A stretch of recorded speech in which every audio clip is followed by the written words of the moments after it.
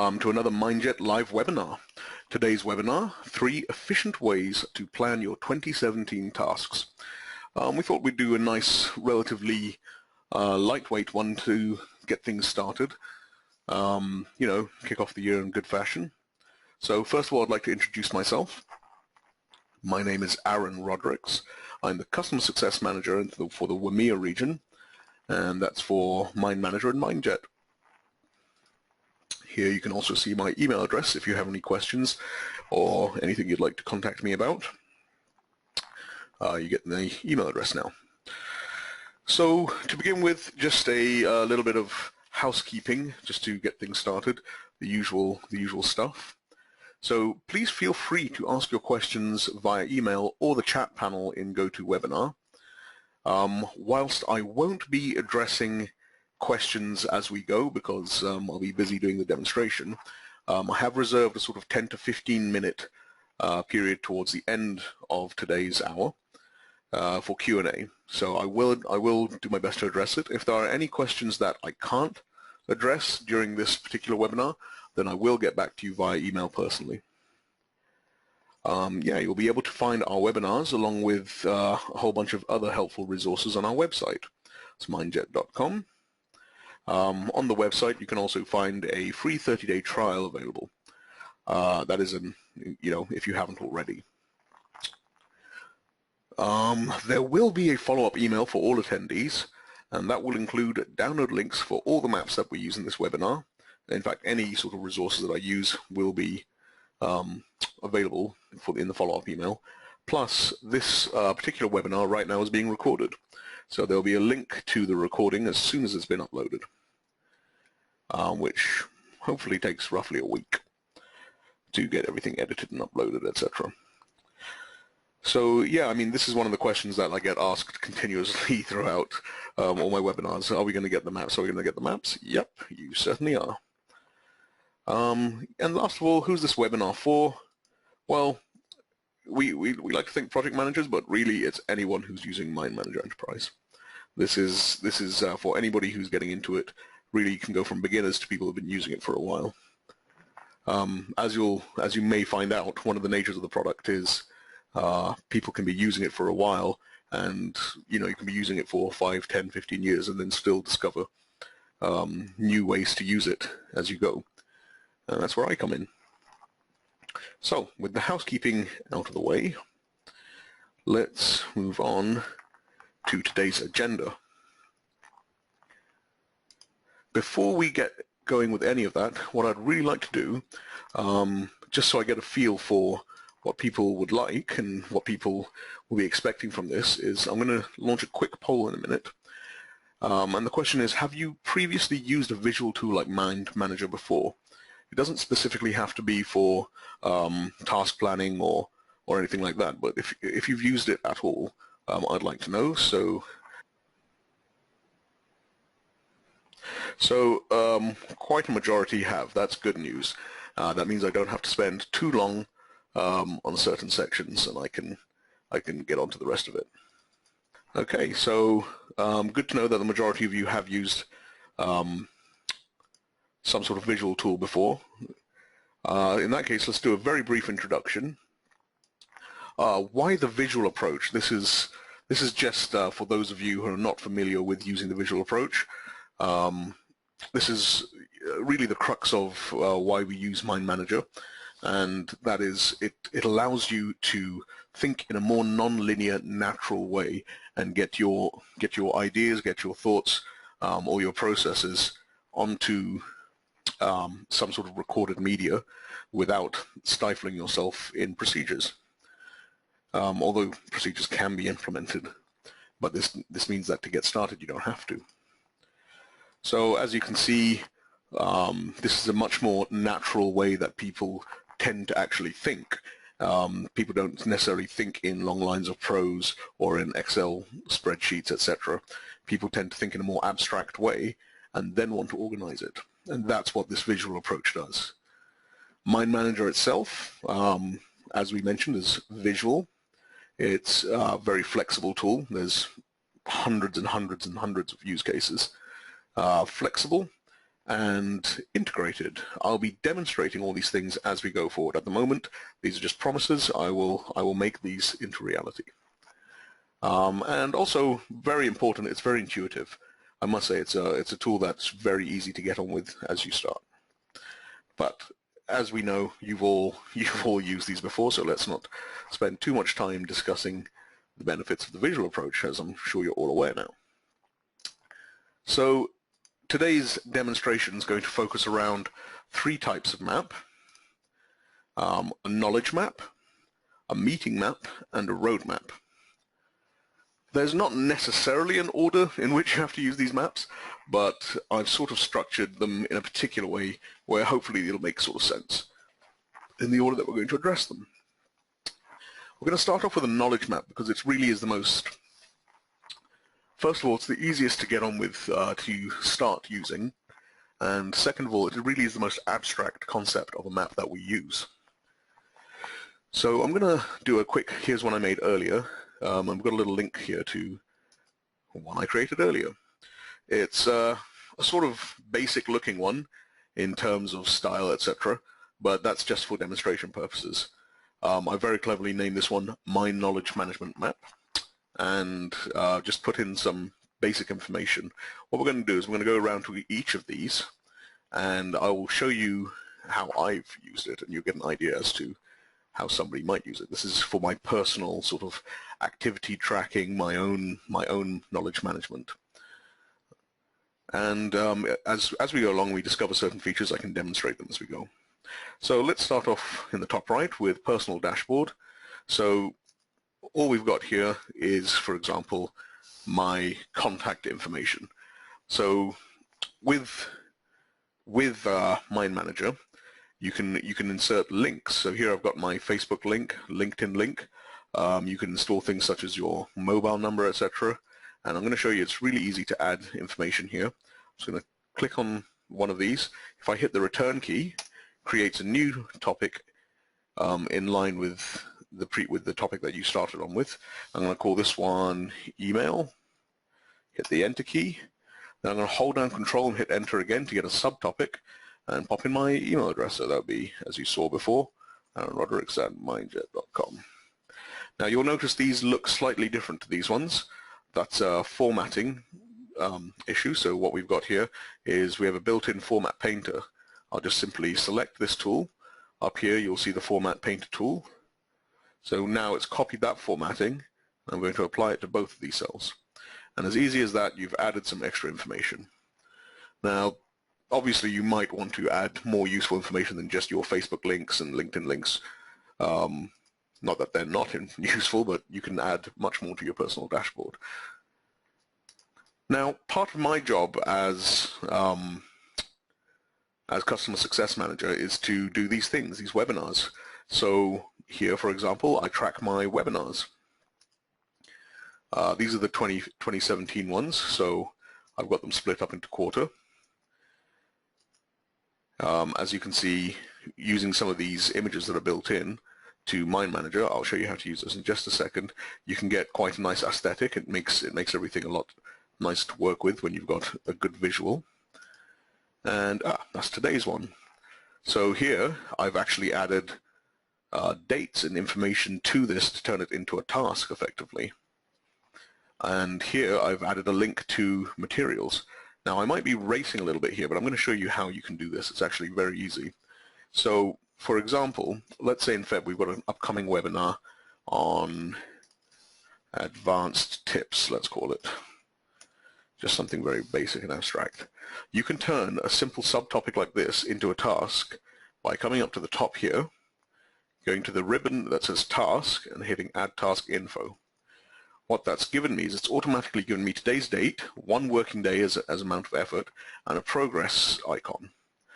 So a progress icon lets you click on it, and as you click, you toggle through different levels of progress. So from not done to quarter done, half, etc., and then completed. Here you can change the date. So let's say that'll be in Feb. That'll be on the 15th, and it'll take 1 day. And it's not started at all. And as simple as that, we have now created a task in our webinars, and that's coming up. Here, what I've done is I've linked a folder. This is one of my favorite aspects of MindManager. It's being able to link files and folders. I'll get onto that in another part of the map in a minute, because there's more I can show you here. But this is just an example. So here, like I said, I've got all my quarterly webinars ready to plan and attach information to. These are just images that come stock from our library. If you go here, we've got a nice set of images that you can drag and drop in. In fact, with the latest release, we've got these new high-res ones which scale up very nicely. And I can just store my ideas here because it is very abstract. If I just get a new idea, I can create a floating topic. A floating topic is a topic that isn't attached to any of these branches, so I can double-click into free space. I've got a floating topic, and I can say advanced tips, excuse my spelling, could be an idea. Then I can just simply attach it by dragging, waiting for it to turn red, and dropping it in. Automatically it gives it the same formatting. Now these icons are icons that have a particular meaning, so this is a flag to say maybe this is a good idea, this one to say discuss. I'm going to drag and drop this one onto here, because with icons it doesn't move it, it copies it. So I just dragged and dropped that, and now I've got similar ones here. There's a lot more you can do with icons, but with time being a bit of a factor, I'm going to have to come back to that later on as well. So that's the webinars part. This is really just a place that I can store some useful links, and I've very cleverly named it useful links. So here I've got a few sort of links to different parts of the website, things that might be useful, a place you can go and register for webinars, our YouTube page, etc. And when you click on these links, MindManager has a built-in browser. So this built-in browser is really useful. You'll see it comes up as a preview window as well. So this is the actual web page where you can go and register for this webinar. I mean, it's a bit late now, started, but you get the picture. You can go to any of them. If you want to go to it in your native program, you can right-click on it and hit Open Link outside MindManager. And for me, it's opening it in Internet Explorer, because that's my standard tool for it. Whatever your default browser, it'll give you the appropriate link. Coming down here to demos, what I've used here for demos is a way that you can link files again. So you'll notice this little icon here. So this is a link to all my demo maps. If I click that, it gives you the file path, and you get a little file browser in your browser window, and you can open up any of these maps. You'll see some of them coming up. It's very easy to do that. It is literally just a manner of dragging and dropping. I'll show you that again in just a moment. Let's open up In Progress. So these are where I store all my things that I'm currently working on. For example, reports. Everybody's got reports, right? So again, I've got a link to my reports folder. And the way I got that was, I'm just gonna bring something on the screen now. I don't know if you can see it, but this is my folder with sort of dummy files that I use for demonstrating. All I'm doing is I'm taking the reports folder, the file, dragging it in and plopping it on there. So, and just like that, I've got a link to reports. It's the same one. And there you can see all my reports, and you can even open up, if it lets me. Excel sometimes takes a little while to get started, but you can open up files from here. Come on, Excel.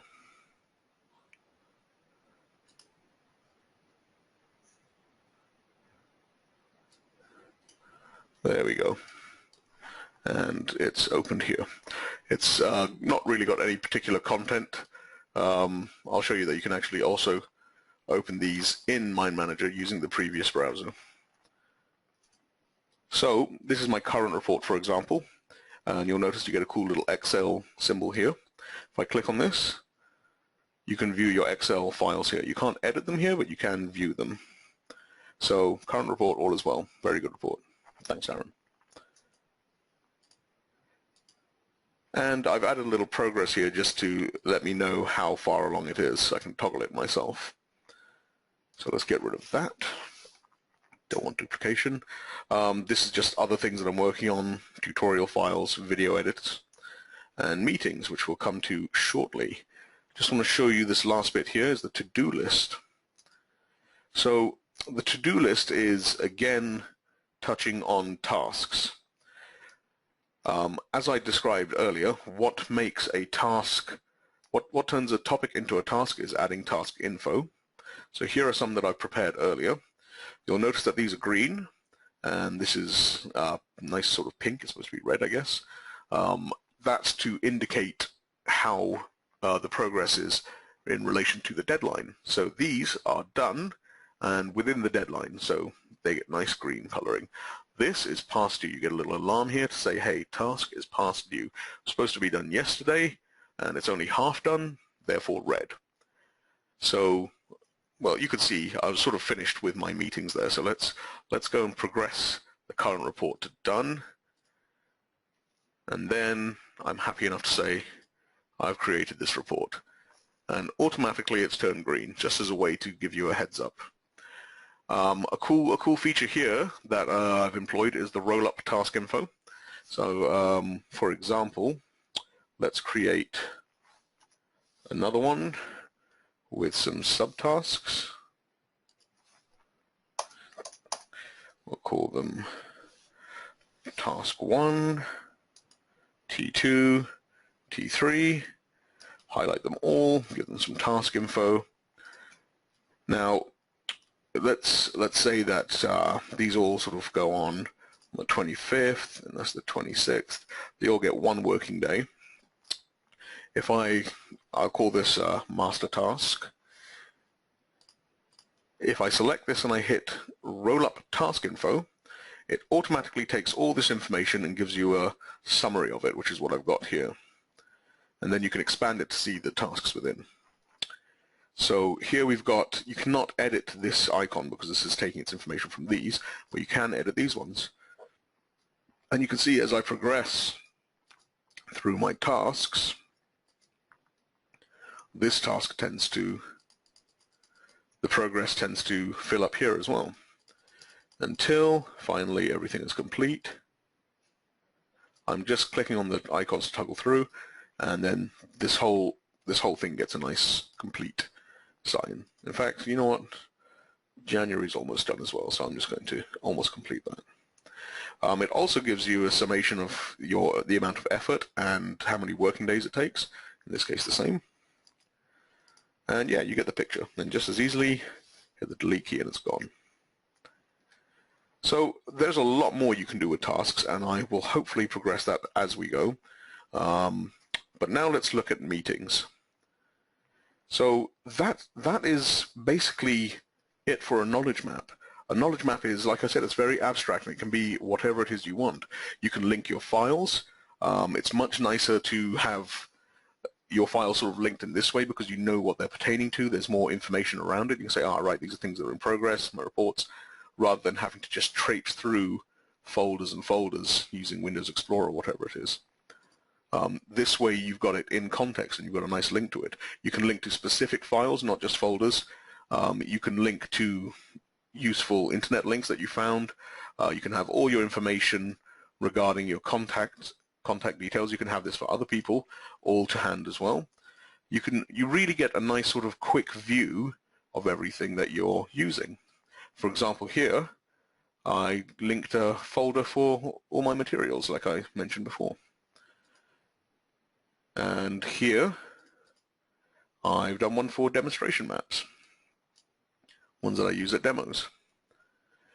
Now here in meetings, I've actually linked a file which would be the next map that I'm showing you, because you can create links from maps to maps as well. And that'll automatically, when you're creating a map link, it'll automatically launch that particular map. So yeah, in a nutshell, that is knowledge maps. Now, I'm going to have to, that one did take a little bit of time because I was introducing you to new features, but hopefully we'll be able to speed up a little bit by the time we get to roadmap. So now, meeting map. As I showed you here, I have a link to the same map. I have chosen to do a brainstorming meeting as for my demonstration. These are my favorite types of meetings, and it sort of will paint a bit more of a story, I feel. If you want to create a meeting, you can go to a little tip. When you get MindManager Enterprise, you go to File and New, you get a bunch of templates built in. You'll come to Templates Home. This is actually what you see when you first launch MindManager as well. And here there's one called Meetings and Events. If you click in there, you get a whole bunch of templates built in, and that's pretty much what I've based mine off of, because these are really good templates. You know, they're sort of tried and tested. And here's mine.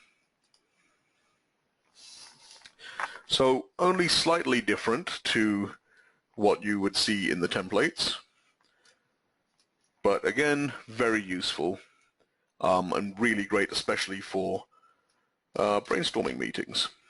So I'm going to try and go through this at quite a pace. If it is too fast, I do apologize, but this is really just a touch. This isn't supposed to be an in-depth webinar. But yeah, so at the top here for this brainstorming meeting, we've got logistics, preparation, agenda, ideas, action plan, and parking lot. Remember, this is a mind map, so this doesn't have to be what it's fixed to. This is just what we start off with. You can add more, take some away, etc. It's really flexible, and it's really up to you. But a brainstorming session is a special kind of gathering. It doesn't necessarily follow the standard sort of rules for your usual modern meeting. Brainstorming, you know, you need to challenge conventional thinking. You want to encourage people to share their ideas, etc. You know, so there's a few sort of tips that we sort of suggest, and a lot of people would agree with them. If not, remember, you can rewrite them. You should usually sort of get outside of your usual sort of meeting habits to loosen constraints in your thinking, set up a time limit and a targeted number of ideas, which sort of brings us to the first point, and that's logistics. So here's where you just want to start storing some information. Include all the details of the meeting logistics here. So this will sort of allow everyone to be reminded about the details of the meeting when the attendees are reviewing the prep content before the meeting. It can also be used for reference during, reference during the meeting in case there's a little bit of confusion for things such as ground rules. As you can see, we've got ground rules there. You also may need to review this at some point, in which case this sort of information is very useful to have hosted. Recorded. So let's start by populating it. First of all, host Aaron. Just Aaron. Attendees, we can say we've got Sally, and she's head of engineering. We've got Sue, who is head of marketing, and Stanley, head of R&D, let's call it. Please excuse my voice. I've just recovering from famous British cold, so it might go a little croaky at times. Location, room 101, for example. Again, please ignore the exact stuff I'm putting in here. It's just for demonstration purposes. 2017. Yeah, we'll just call it that for now. And the ground rules. Ground rules can be they can be anything like minimum of 3 ideas, no talking over others, etc. 1 speaker at a time. Yeah, they can really be whatever it is you want, but it's just a good place you can sort of store this information, and then you don't have to look at it until you need it. It's the beauty of mind maps. They're collapsible. You can change the resolution of what you're seeing, so you can see big picture, medium picture, small picture, all pictures. Then we get on to the preparation, and this is really before your meeting has started, by the way. This is all the stuff you want to do before the meeting. The meeting really starts at agenda. So what is the problem we're trying to solve here? Well, I'd like to say we are developing a new product. Who's the target consumer? Well, let's say we're developing a new toy, actually, because that makes things a lot easier. It's my favorite scenario. Who's the new consumer? The consumer. Let's say children between ages of 5 and, let's say 13, no, 12. Okay. How many ideas do we want as a minimum? Oops, I said that okay, so let's say 3. And how much time do we have to come up with the idea? Now this is quite important with when you're setting up your meetings, you really do want to sort of put a time constraint on how much you get done in brainstorming sessions, because otherwise people will go on and on and on potentially. So here's a cool thing that's built into MindManager. If you right-click at the bottom here, we have a timer actually built in. And you can just click on it to start it, or you can set sort of like 5-minute sessions and then click on it, and it starts counting down. And that's just a little sort of extra thing that makes it a bit easier. So let's say 5 minutes. So you should be explicit about what the problem is you're trying to solve in the session. Make it very clear and easy to understand. What I've done is a bit quick, and you know, I'm sure a lot of you know this, but with brainstorming sessions, it's good to sort of let wild ideas go, and it's always good to keep the target consumer in mind. So that's handy for that. Yeah. So if the problem is only theoretically solved, then what good is it to everyone? We should have a nice agenda to get ready to get things going. So then in the agenda, you can sort of map out what it is you want to do. So you can say brainstorm session, a number of things, brainstorm, qualify, structure, and then devise plan. Again, this is not necessarily what you would do. This is just what I think you would do, something like that. It's again for demonstration purposes. So then we come up to this cool little bit, and this is just ideas. Again, this is not in great detail. I'm just racing through it. Here you might want to put your ideas into the map as quick as possible. So you can either just write them here. So you can say, right, well, how about a water pistol is one idea. Let's add that here actually. Water pistol. And then here we'll say, I don't know, action figure. Slightly old-fashioned things here. Bike. And then you can, these are just really sort of dumb random ideas, but you can do things like attach more information, like say, make blue one for boys and red one for girls, yellow for both. I really don't know how this works. It's just something that you can do. And then, like before, when we were attaching files, you can attach any sort of links or files you have prepared before to sort of back up any of this. For example, in my dummy files, I have a dummy spreadsheet, which I'm going to just drag in from the side and say, look, I've done some research. I'm going to add it as a link. So when I drop it, I get this context menu that says add as attached file or link. If you add it as a link, it's a link to this particular location on my computer. If I add it as an attached file, it makes a copy of the file and embeds it in the map. So here, you can see, look, I've done some research and actually tells me that boys like pink. So let's change that. Make pink one for the boys. Haha, surprising. Or not, I don't know. But you get the idea. So here's where you can pop all your ideas in. At this point, you may want to add something cool to, once you've come up with a whole bunch of ideas and you've qualified them and structured them, so you said, okay, this is actually a good idea, bad idea, you can go to your index and use some of these icons we have here.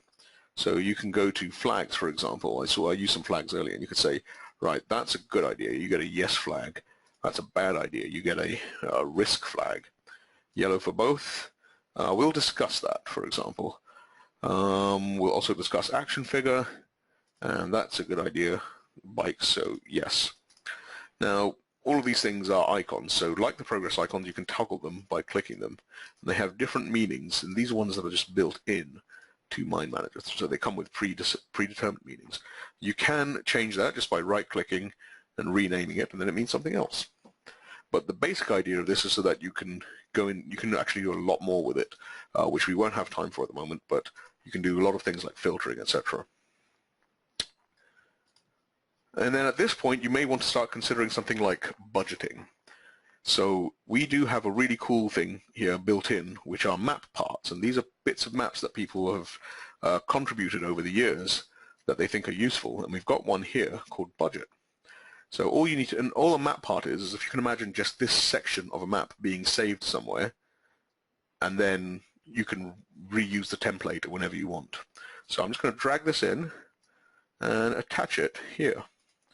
Now this is a pre-designed one for budgeting, and it's pretty cool because we have built-in calculations. So you can say, for example, for this project, for this venture we're going to be doing, let's start putting together some ideas for budgets. Let's say salaries. I'm going to use some ridiculous numbers now. So let's say we use £1,000 or dollars for salaries. Say okay, it's dollars at the moment. You can change your currency, and we're going to plan 400 for travel, and let's say for technology 4,000. And you can go on and on and on. Now, what I've done here is I've got a nice roll-up of that, and it sort of takes the total of the planned cost and gives you a quick snapshot of what your budget is. So straight away, you've created a budget of $5,400. And as you go, you can actually use the same map, because maps are great, they're sort of like living, working documents. You can use them as you're going and edit them and work from them. So you can say, well, actually, you know, we've been doing this so far, and the salaries only came up to 800.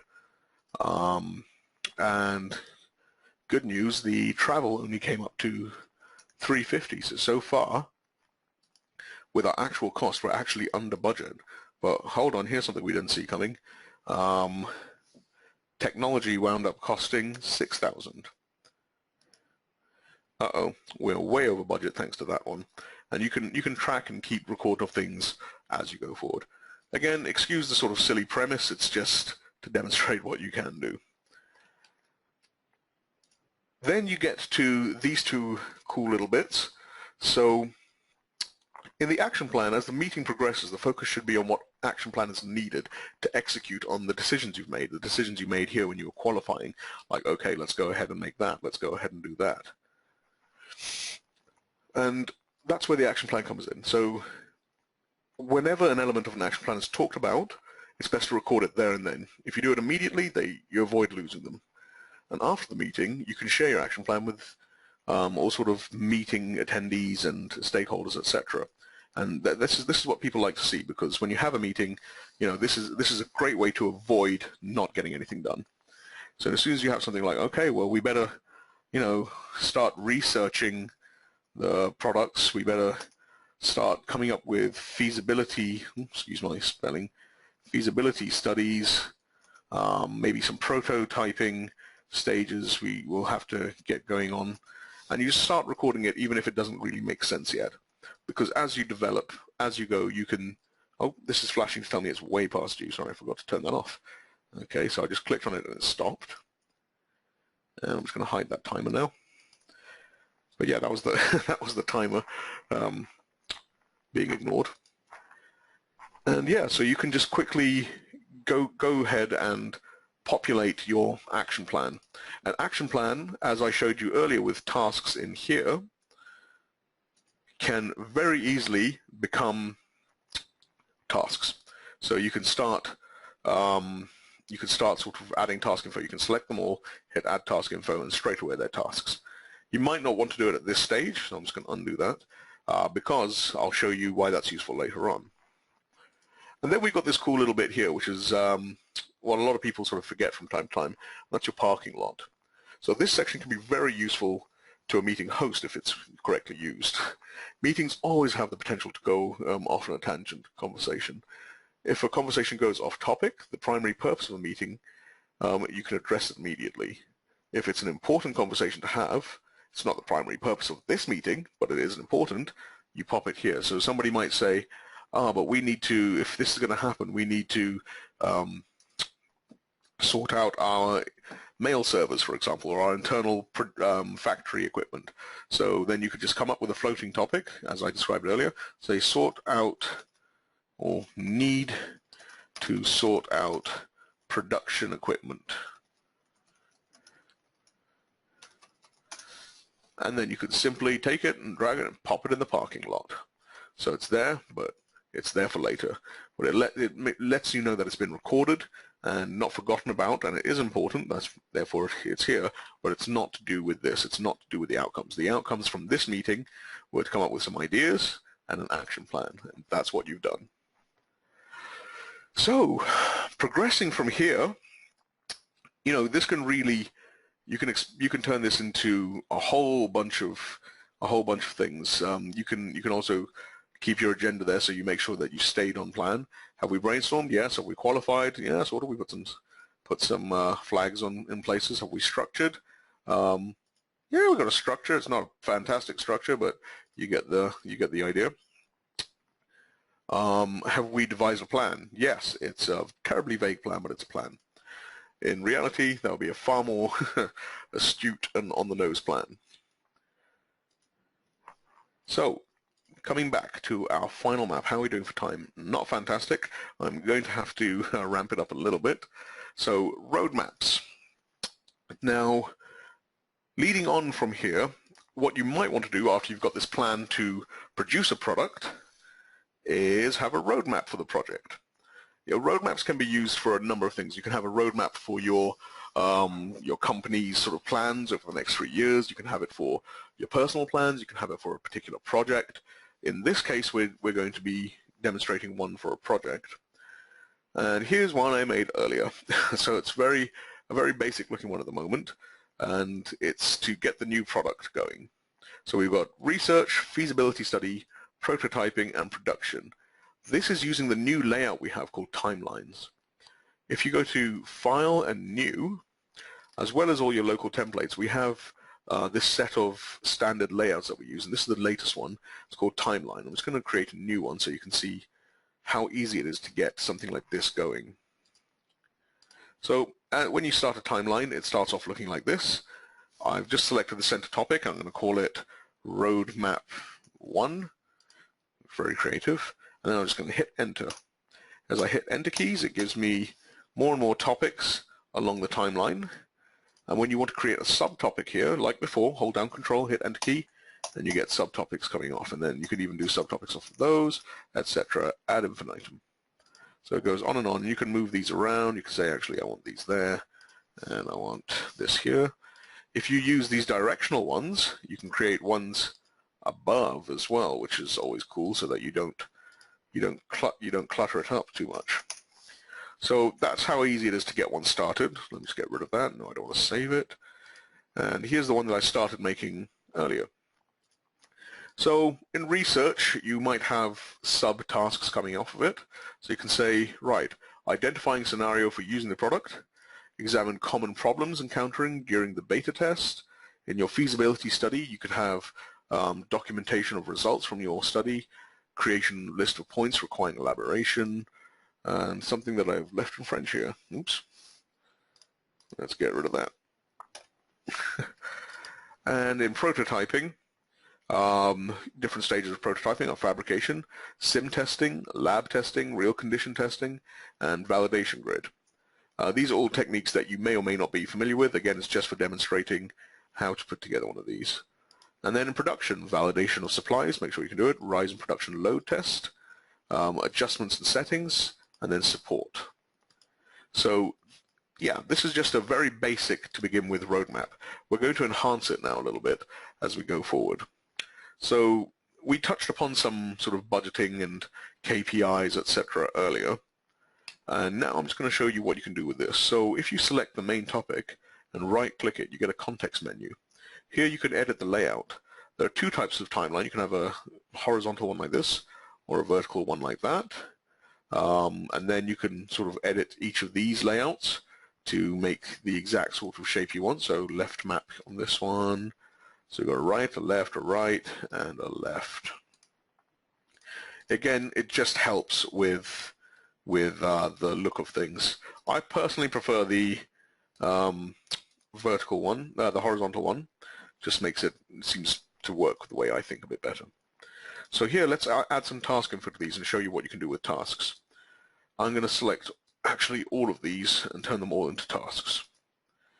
Now, as default, it's given them all today's date. That's no good. What I'm going to do now is create some relationships between these tasks. So it'll automatically generate a nice order of things to come. So I'm going to select this one and then this one.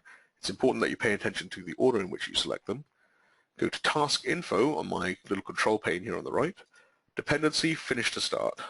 So I've created a dependency, and what's happened is it's automatically moved the start date on one working day because it has to wait for this one to finish. Now we're getting into some cool sort of slightly deeper task management and project management sort of tools here. We do actually, this is a whole webinar that can be done just on this.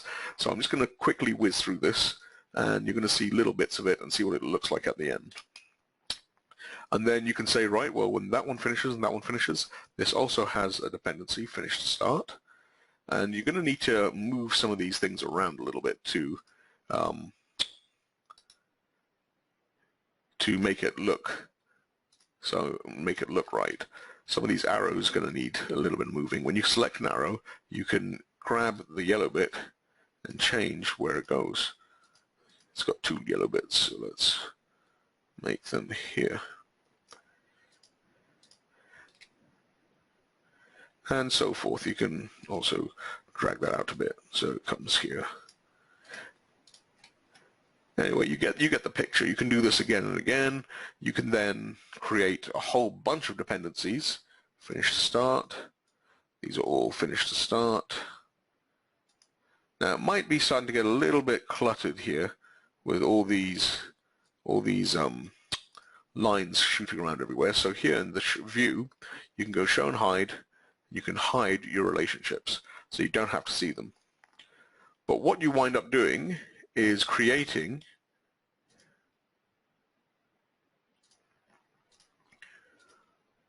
I'm just rolling up the task info as we go here, so you get a nice sort of a better timeline. So I can say, let's give that and that a Finish to Start dependency. Let's give that and that a Finish to Start dependency as well.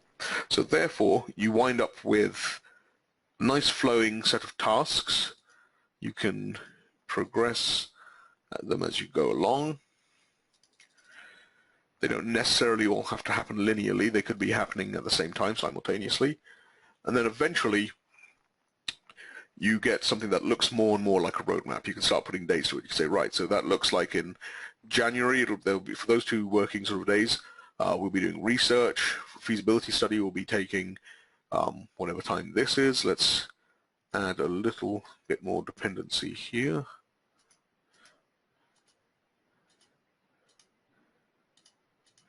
And change that to the 26th. And you get to see, thanks to roll-up tasks, a more general overview plus a more in-depth view of what's going on. Now, due to constraints of time, this is really just kicking off what you can do with a roadmap. A roadmap is usually a good way to present what things are going to be looking like in the future, not just sort of task information. And this is something that you can work on and develop. As I mentioned, maps are sort of more living documents. So, coming back to the intro map. Right, that was a bit of a whirlwind tour. There was a lot to get done in that sort of amount of time. So we've looked at knowledge maps, we've looked at meeting maps and road maps. As I understand, you will be getting templates for all of these. They'll be the ones that I've worked on today. I'll try and revert them back to a less messy, more usable version so that you can play around them yourself. And if you have any sort of questions, Q&A is coming up now.